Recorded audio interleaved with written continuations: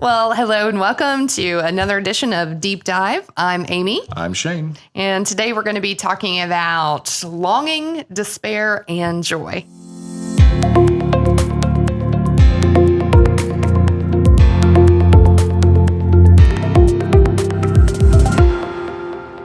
So this week we're going to be reading from two scriptures. The first comes to us from Isaiah chapter 35, verses 1 through 6.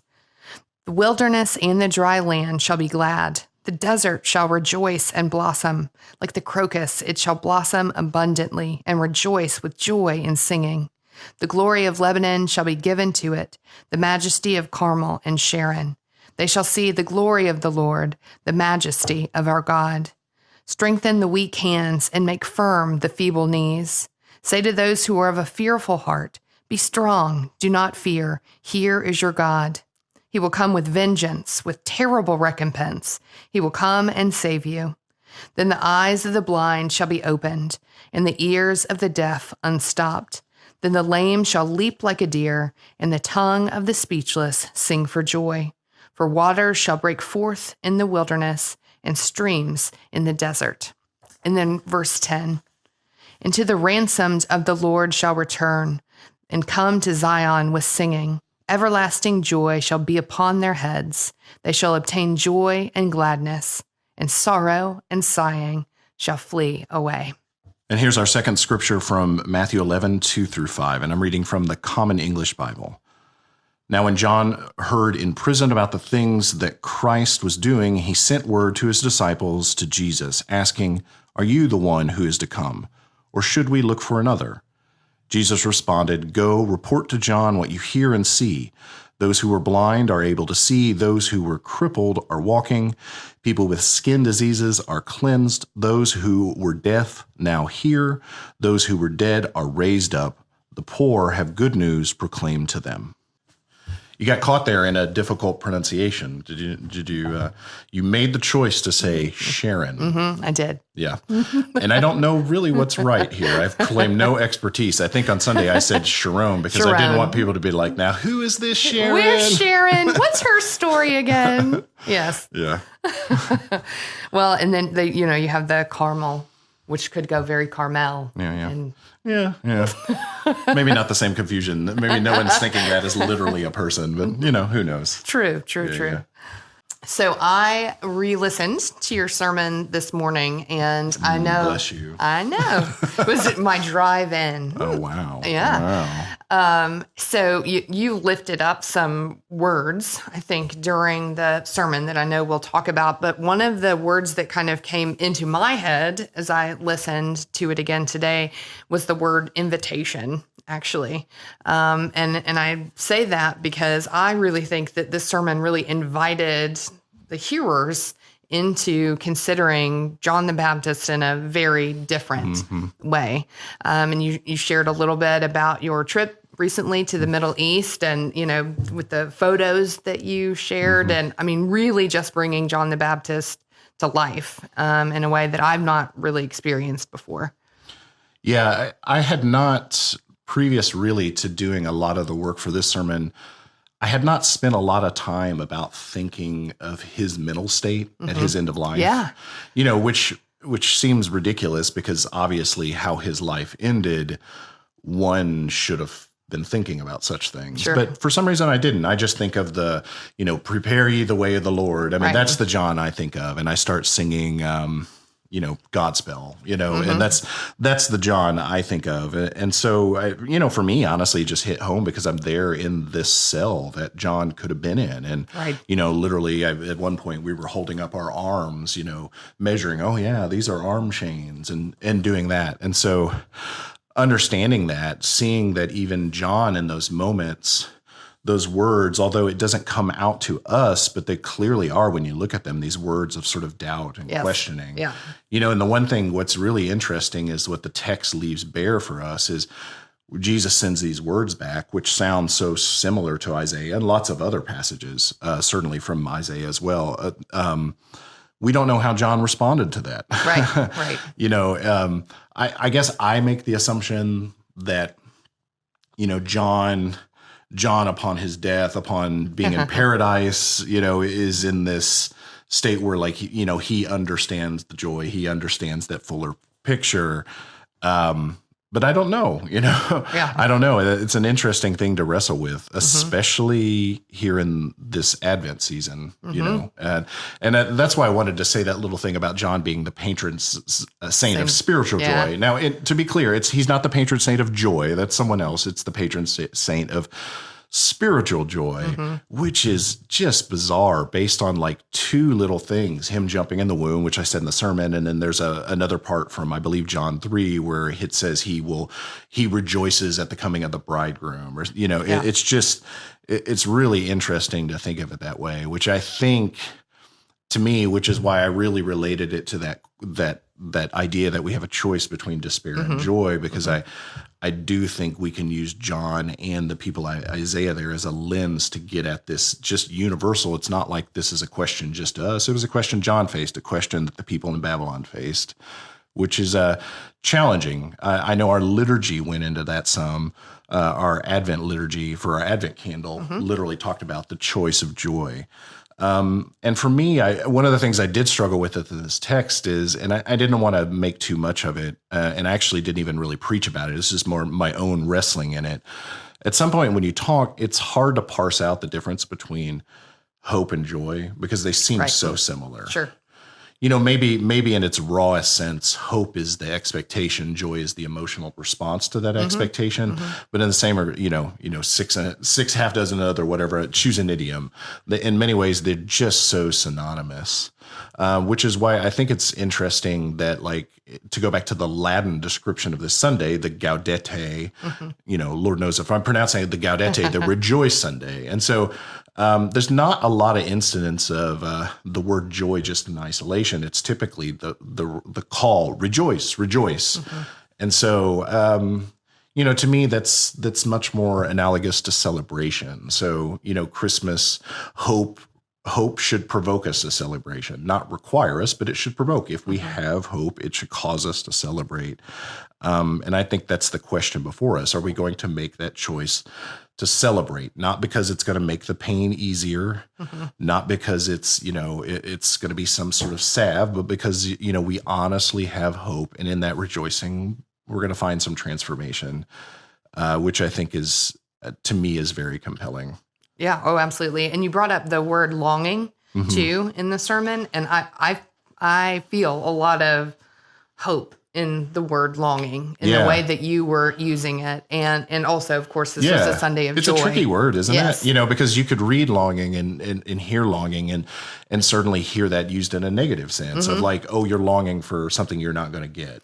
Or a past that's not coming back. Yeah, exactly. Yeah, and that's an interesting thing. I spent some time of thinking like, you could really play that off of nostalgia because nostalgia, I find the word even nostalgia interesting, how it was considered literally a mental illness for a long period of time. But longing, it is interesting that this just deep desire for something that's not here yet. And I think that's particularly fascinating. And I'm going to get to this a little bit in my recommendations because I think that connects with something that you could read this week that I think helps make a lot of sense. Because to me, I think there also comes a choice when you start getting into these big, broad strokes of hope and longing. One could easily arrive at a point of just saying, I have so little control in this life that I might have hope that God's going to set things right. And so therefore, I'm not going to choose despair, but I can't do anything about it. And so I'm just here for the ride.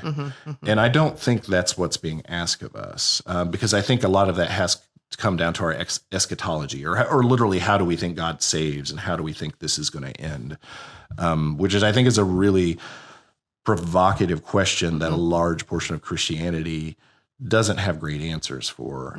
And so I'm with you on the longing. I'm getting there. It's just this deep yearning, this, the foretaste of heaven makes me want to have more heaven here on earth. And to relate it back to this theme of gratitude we've been dealing a lot with here at our church is is your response to this mercy, to this joy, to this hope given to you to desire it for others out of a sense of gratitude? And That's exactly where I was about to go with that. Okay. Yeah. I'm curious your thoughts on that as well. Yeah. I mean, because I think sometimes we think about, particularly during Christmas, we're thinking about the joy that we have or don't have, and the joy that we feel or don't feel. And I think Christmas, the Advent season, it's just a really unique opportunity to think about others in that way. And how can we help create hope?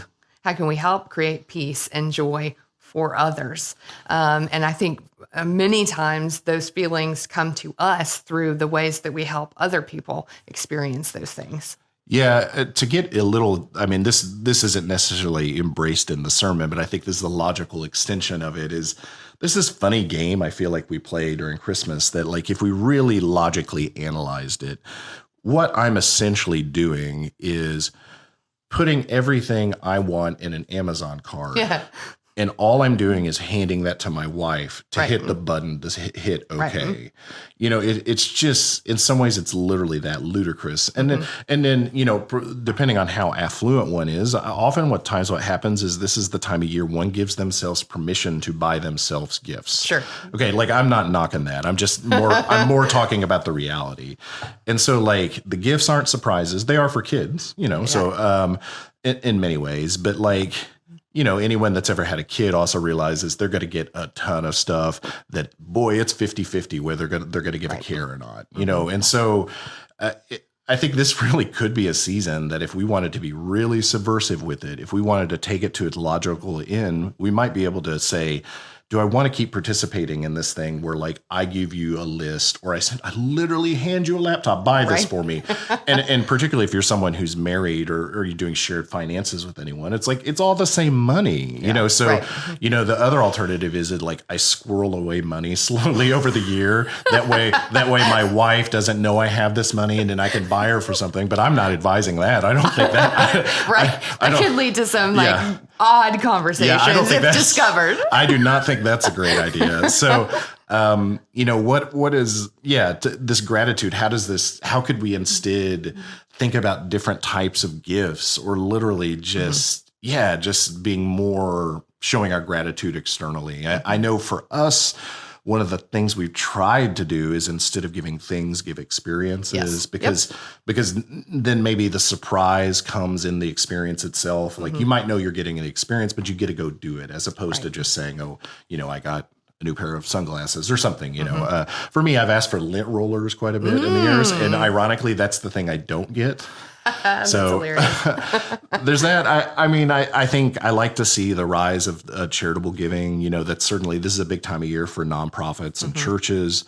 But there's a lot of subversive stuff in there if we're going to take that sense of longing really to its logical extent. If I'm longing for something different, why am I asking for things I don't necessarily need? I don't know. It's a complicated question. I don't claim to be doing this well at all because I am not. But it's a question that I think if I wasn't so busy being a pastor in a church, it might gnaw on me a little bit more. So, yeah.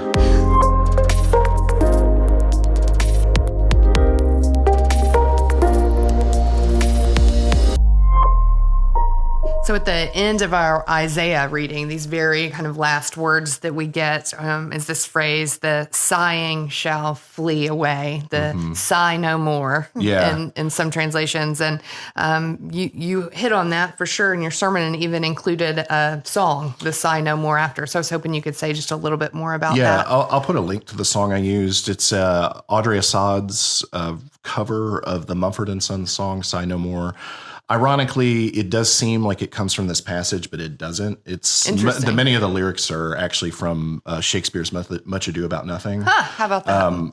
But obviously Shakespeare is going to have biblical references. And I honestly think in Marcus's writing of the song, I don't think he's thinking of Shakespeare. I think he's just using that language. I think it's clear from the text of this, he's clearly in a conversation with some other people that he's making amends to, but also reminding himself of God's promises and who that wants, the love and what that love is making him to be. I think the bridge is super clear about that. Really interesting. I was really struck by just some things I read. Michael Gerson's article in the Washington Post, which I'll put a link in the article about that, or in the memo about that. Some stuff I'd read on the Journey for Jesus blog. I thought it was really interesting because sigh's just a physiological reaction to something. It's a rough day. You get home and you sigh. There's you see what's out there and sigh. I don't know about you. I've had some sighing a lot recently because it's everywhere you could go for news of any sort. It's just not great. And the second you get some hope, boy, it can be knocked back if you just spend too much time on Twitter. And, and often what, if you were to put the physical response to that, it is a sigh. I also thought it was interesting too. They were talking about you could take all the pain away. I've lived a privileged life. I'm in good health. We're financially in a good place. We're in a lot of good places, and yet I can still see the suffering and sighing. It's like sighing is the last thing to go. And sighing is interesting because maybe you could sigh in some good senses, but generally it's when we're weary, it's when we're full of sorrow that we just have these sighs, and it's almost something we can't help. Right. So it's not that we control ourselves and we've learned to manage the pain. It's literally the thing we can't control is the last thing to go. And I think that's interesting. Honestly, listening to that song on Sunday, it just like brought a tear to my eye because it's something that, like, in that moment I realized taking away that sort of last vestige of pain is something I can't control, but I really do have hope for. And I really do, it gives me a sense of joy. And so it is the tear I have is not necessarily a tear of pain, it's a tear of joy. I think there's also something too, particularly at this season, to learn how to mix the despair with the joy. There's like a melancholiness to the joy, which is, I think, why I like Audrey Assad's cover of that song so well. Again, I'll link in the notes because it's a little, the Mumford & Sons song is great. Yeah. It's great, but at the end, it drives a little hard. It's upbeat a little bit more. Yeah, it drives a little, and she uses a little more, there's a melancholiness to it, and she's just got this beautiful sort of breathy voice that adds to it. And so a lot of music I tend to like ends up being, I would say, melancholily joyful, if that's the way to describe it. And I do think there is something about that to this season, because obviously this is a difficult season. And so I was trying to drive at that point a little bit. I think the mistake we could make in faith is to think that faith's going to come in and just paper over our wounds. Those wounds are always going to be there because those things were not okay. And there's nothing that we can do to make those things okay that we experience. It's more that, like, what God can now do with this soil, us, this, if we see ourselves as a desert, God still can come into that desert and offer new possibilities. We've been using a lot of, what's the theology? It's slipping my brain here. Process theology in some of our liturgy, because I love the idea that it's this idea that God is still active in our lives. It's not deistic. God is still here acting. And that's the way I think of this, that, faith is not going to make things easier, but it is going to give us new possibilities after going through it. And it's going to give us people to journey together to help share the load. I think that's something important to remember, because it allows us to be okay with having joy that still has some melancholy in it.